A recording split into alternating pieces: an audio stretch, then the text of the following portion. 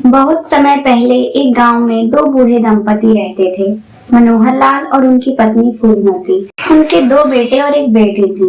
उनका बहुत ही सुखी परिवार था। मनोहर लाल ने अपनी सारी कमाई का पैसा अपने बेटे और बेटी की पढ़ाई लिखाई, शादी और उनके लिए अच्छे घर बनाने में खर्च कर दिया था।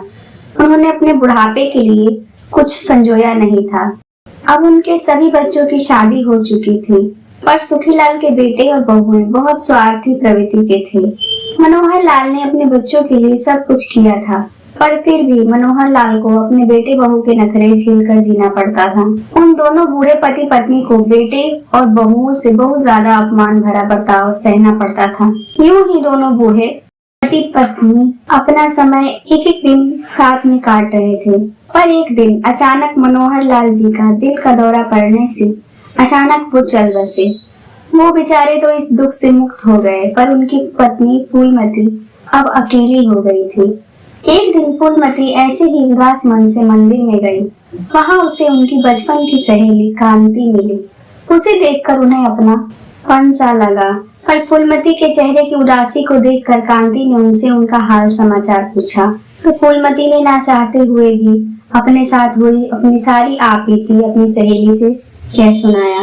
ये सब सुनकर कांति ने उन्हें एक गुप्त उपाय बताया। सहेली की बातों को सुनकर फूलमती को ऐसा लगा मानो कि जैसे डूबते को तिनके का सहारा मिल गया हो। उनके चेहरे पर एक हल्की सी मुस्कान आ गई। 2-4 दिनों के बाद एक दिन सुबह सुबह कांति एक बैग लेकर फूलमती के पास गई और वो उससे ऐसे मिली मानो दोनों सहेलियां पहली बार वर्षों बाद मिल रही हो। फूलमती ने कांति से पूछा, तुम यहाँ कब आई? फूलमती के दोनों बहुएं फूलमती की आवाज सुनकर तुरंत अंदर से बाहर आई।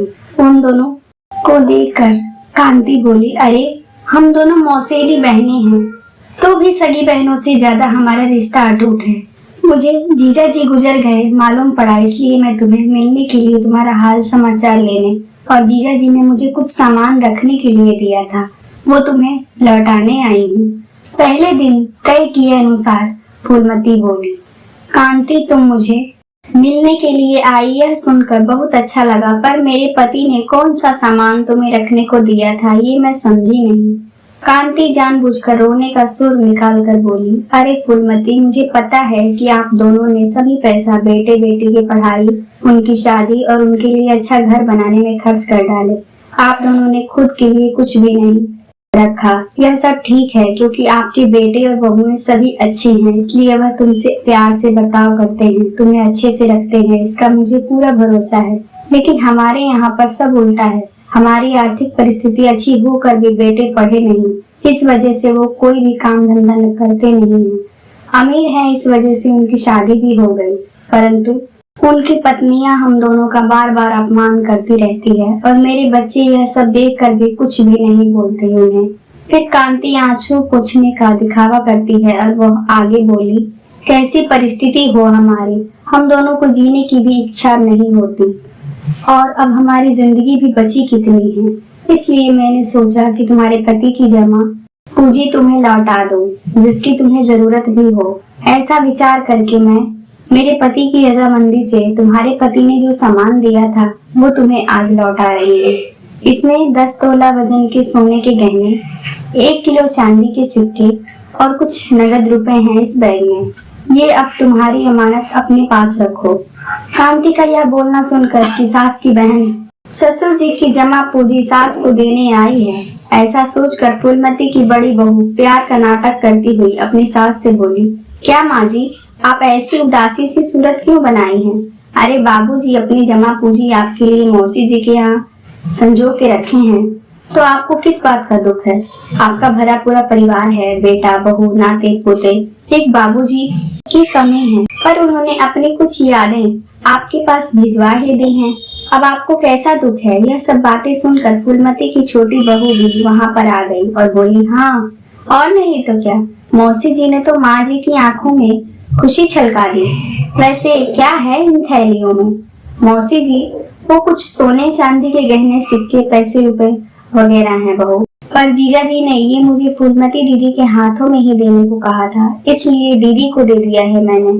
हाँ हाँ, माँ जी की चीज है, कोई बात नहीं, माँ जी के पास ही रहने चाहिए।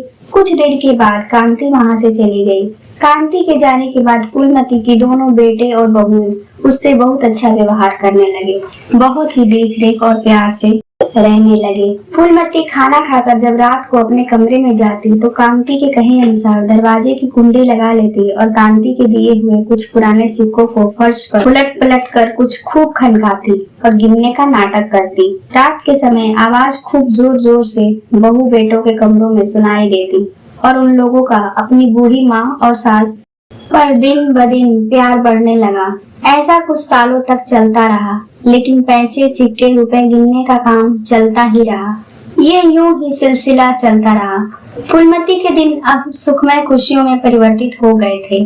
फूलमती के आखिरी 5 साल खुशियों में बीते, परंतु एक दिन रात में तबीयत बिगड़ने से अचानक फूलमती स्वर्ग सिधार गई। उनके जाने के बाद रिवाज और समाज को मानकर बहू बेटों ने उनके प्रति बहुत आंसू बहाए। फिर उनको अंतिम विदाई देकर उन्होंने तुरंत माँ के रूम में जाकर उस बैग को खोला जहाँ पोटली उनकी बूढ़ी सास रखती थी। पर ये क्या, उस पोटली में तो ऐसा कुछ था ही नहीं जैसा उन्होंने सोचा था। उसमें कुछ 100-200 के 1-2 रुपए के सिक्के थे जिसे उन्हें चांदी और सोने के जेवर समझ रहे थे, और कुछ अखबार के पेपर की गठरी सी थी जो पोटली में दूर से नोट की गड्डी लगती थी, और वो पुराने 1-2 रुपए के सिक्के भी पीटते पीटते घिसट कर खराब हो गए थे। दोस्तों, अगर आपको हमारी ये कहानियाँ पसंद आती हैं तो प्लीज आप हमारे वीडियो को लाइक करें, शेयर करें और कमेंट करके अपनी राय जरूर दें। और हाँ, हमारे चैनल को सब्सक्राइब करना बिल्कुल भी ना भूलें। धन्यवाद।